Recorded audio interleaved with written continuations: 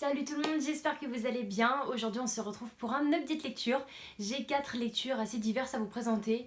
Il y aura des BD, encore un livre de Noël et j'ai aussi donc un fantastique et l'autre je sais pas trop dans quelle catégorie le mettre mais je vous en parle tout de suite. Alors, je vais commencer par une bonne lecture quand même, on commence sur de bonnes bases. Il s'agit des Étoiles de Nocette de Sophie Jomain aux éditions J'ai lu. Dans ce roman fantastique, on va suivre l'histoire d'Anna qui part en vacances du coup avec ses parents en Écosse et elle va rencontrer un garçon qui s'appelle Lef. Lef. Je sais pas trop comment ça se prononce. Et dans ce roman, du coup, donc on va suivre l'histoire d'Anna et de Les, donc leur rencontre. Et tout le monde prévient Anna en disant bah voilà, fais attention, ce mec il est un peu bizarre, il se passe des choses étranges quand il est là, quand il parle aux gens. Et n'écoutant que son courage, Anna décide de se rapprocher de ce garçon, mais il va s'avérer que ce n'est pas un garçon normal.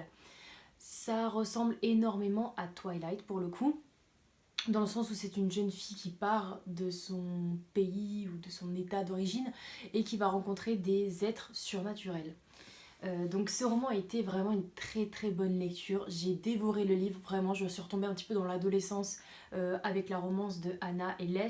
Mais pour le coup, ce qui m'a déplu dans ce roman, c'est le fait que ça ressemble énormément à Twilight. Il y a quelques événements qui m'ont fait dire bon ben c'est un petit peu du copier-coller, même si j'ai beaucoup aimé ma lecture parce que j'aime vraiment ce genre d'histoire avec des personnes surnaturelles, que ce soit des loups-garous, des vampires, ce genre de choses. Malheureusement, j'ai retrouvé que ça ressemblait trop pour pouvoir l'apprécier pleinement. Après, la différence dans ce roman, c'est que les paysages en Écosse sont vraiment magnifiques. J'ai beaucoup aimé et c'est un peu le côté positif de ce roman. Après, la lecture et l'écriture est quand même bien, c'est assez fluide, donc on le lit assez facilement. Mais j'ai trouvé la romance un peu trop cliché, où ils tombent pas vraiment amoureux, mais je veux dire, ils sont prêts à mourir l'un pour l'autre au bout de 15 jours. Ça m'a dérangé, la rapidité, surtout qu'il y a 5 tomes dans cette saga. Donc j'étais partie pour arrêter et abandonner cette saga parce que je ne voulais pas lire Twilight en sachant que c'était deux sagas assez similaires. Et puis une fille sur Instagram m'a dit que ça valait le coup quand même de lire la suite. Donc je vais voir. Mais je ne vais pas l'acheter, je pense que je vais le prendre à la bibliothèque, au moins ce sera beaucoup plus simple. Mais ça a été quand même une très très bonne lecture, donc je suis contente. Ensuite, donc on va passer à un roman. J'avais des attentes énormes avec ce roman et malheureusement ça l'a pas fait avec moi donc je suis un peu dégoûtée. Il s'agit de Falalalalala d'Émilie Chazeran aux éditions Sarbacane. Alors dans ce roman, on suit Richard qui a 19 ans et c'est un adolescent qui est décalé par rapport aux autres familles étant donné que toute sa famille est une famille de nains. Voilà, il n'y a que des petites personnes et Richard est le seul garçon de sa famille, en plus c'est le seul garçon grand de sa famille. Donc on va suivre Richard qui va essayer de faire sa place au sein de cette famille depuis maintenant quelques années. Il faut savoir que Richard n'a pas eu de père, ou ne connaît pas son père tout du moins, et on va suivre un petit peu son adolescence et tout. L'histoire commence avec Richard qui fait une thérapie de groupe et il parle un petit peu de sa famille, comment ça se passe et tout. Là on est dans une période de Noël où c'est que toute sa famille met en place des événements. Ça se passe à Strasbourg, donc ils mettent en place un petit village parce qu'il faut savoir qu'en fait ils sont vraiment ils habitent vraiment qu'entre eux. Pour le coup, ils sont 6-7 je crois dans la famille, ils vivent vraiment qu'entre eux, ils ne se dispersent pas, ils ne se séparent jamais et ça fait un petit peu secte limite. Pour le coup, dans ce roman, je vais dire que le point positif, c'est la période de Noël. J'avais vraiment attendu, j'avais reçu ce roman en fait dans la maison, enfin pas une maison d'édition, dans la box 1001 livres et j'attendais vraiment d'être à Noël pour pouvoir le lire et je pense que c'était la meilleure période parce que en Ile-de-France il n'y avait pas de neige du tout, il y avait un rayon de soleil où il pleuvait, il n'y avait pas du tout cette sensation d'être à Noël et en lisant ce roman j'avais quand même cette impression de l'être. On a Strasbourg, il y a des décorations magnifiques, ils font à manger, ils font des pâtisseries et c'est quand même assez mignon. Également, ce que j'ai aimé dans ce roman, mais ce qui m'a fait aussi détester ce roman, c'est l'humour de l'auteur. Euh, j'ai beaucoup rigolé dans ce roman, vraiment, sur des blagues qui sont les unes les plus pétées que les autres, même si, enfin, dans le contexte, c'était assez marrant. C'était léger, c'était sympa, mais malheureusement, je trouvais qu'il y avait des événements. qui se passait dans le roman où c'est que tu ne rigoles pas normalement. Enfin, tout est pris à la légère malheureusement. Toutes les personnes qui sont dans cette famille prennent les choses à la légère. Que ce soit un décès, une naissance ou autre, il n'y a rien qui montre vraiment le fait qui... Enfin, je sais pas comment dire. Vraiment, j'ai eu un blocage là-dessus parce que il y a eu un décalage entre Richard, par exemple, et sa grand-mère qui n'accepte pas que ce soit un garçon et qu'il soit grand. Elle veut pas du tout l'être d'un grand. Et en fin de compte, on sent que la grand-mère est pas du tout fan de son petit-fils. Et il y a personne qui a jamais dit quoi que ce soit par rapport à ça, alors que ça reste quand même de la discrimination. Et ça m'a déplu, ça m'a dérangé parce que toutes les personnes autour prennent tout à la légère. Vraiment, on a énormément d'événements qui se passent qu'on peut avoir dans une famille. Je sais pas, donc comme je vous l'ai dit, donc décès, un accouchement, ça peut être une maladie ou autre. Et imaginons que toutes ces choses-là soient prises à la légère. Et c'est exactement ce qui se passe. Et ça m'a dérangé dans ce roman parce qu'on est quand même dans une magie de Noël.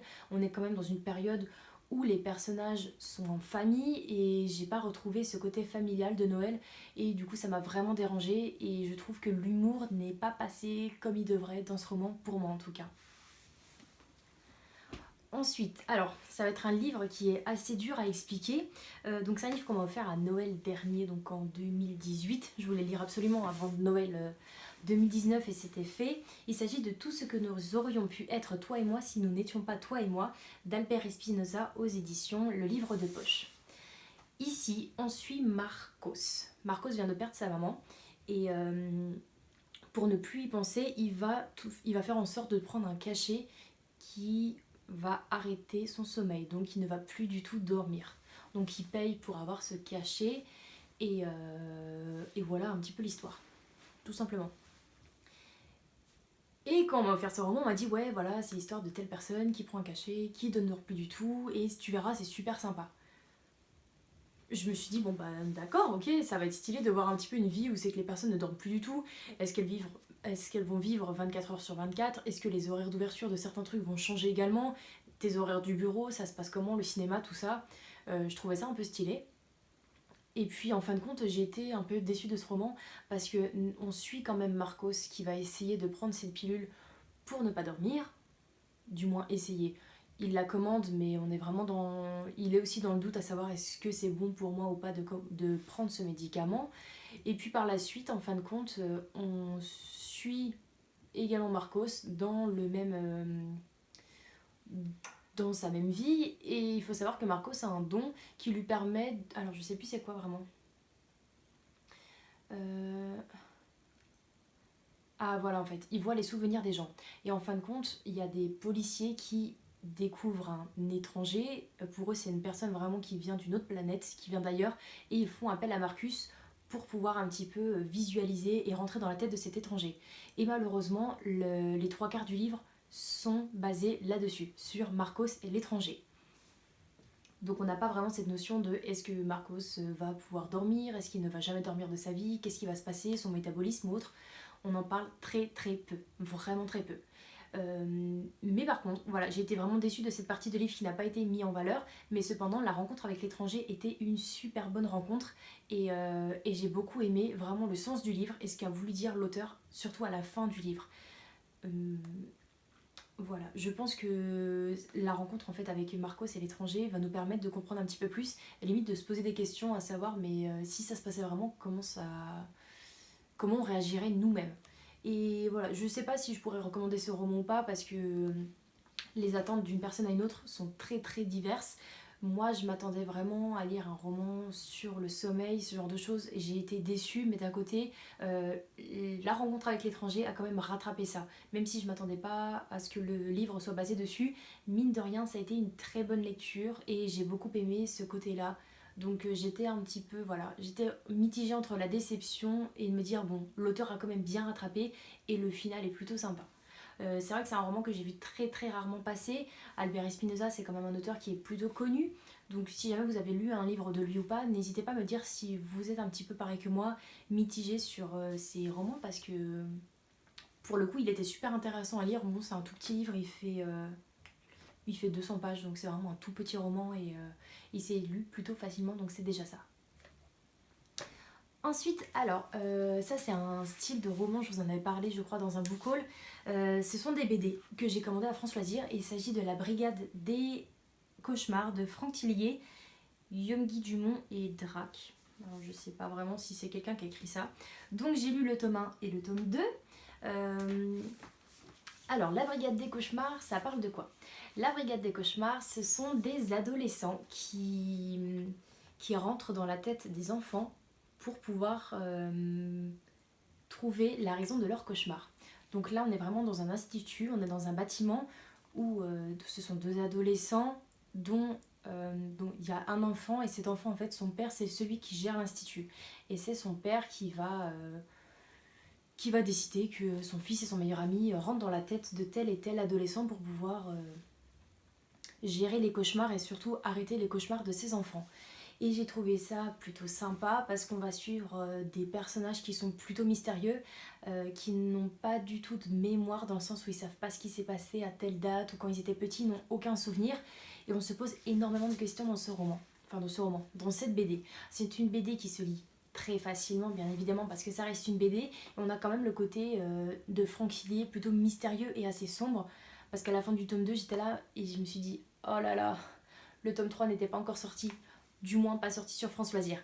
Mais c'était une super lecture, moi j'ai adoré, mon copain les a lus aussi, il les a plutôt bien adorés, donc on a hâte de voir la suite. Et puis voilà, on suit quand même, bon, les graphismes sont des graphismes plutôt sombres, j'essaierai de vous mettre quelques photos, c'est assez sombre et très peu éclairé, pour le coup on est vraiment dans des cauchemars quoi. Voilà, je sais pas comment me dire, ça reste quand même des univers plutôt sombres de Franck Tillier. Pour les personnes qui connaissent cet auteur, vous imaginez à peu près le genre de livre qu'il peut écrire, c'est exactement ce qu'il a retranscrit en BD. Et j'ai trouvé ça super sympa de les lire parce que c'était beaucoup plus fluide et on n'est pas dans un pavé. Et le fait d'avoir des images nous permet de encore mieux visualiser et mieux se projeter du coup dans les rêves et les cauchemars de certains enfants. Donc voilà, en tout cas c'était une très bonne lecture pour moi, j'ai adoré. Donc dans l'ensemble j'ai eu de bonnes lectures et voilà, j'ai hâte de voir la suite pour cette BD en tout cas. Et donc voilà, cette lecture est maintenant terminée. J'espère que cette vidéo vous aura plu. N'hésitez pas à me dire en commentaire si jamais l'un de ces livres vous tente. Et également un livre que vous avez lu fin 2019, début 2020. Je vous souhaite de passer de très bonnes lectures et on se dit à la semaine prochaine pour de nouvelles vidéos. Ciao ciao!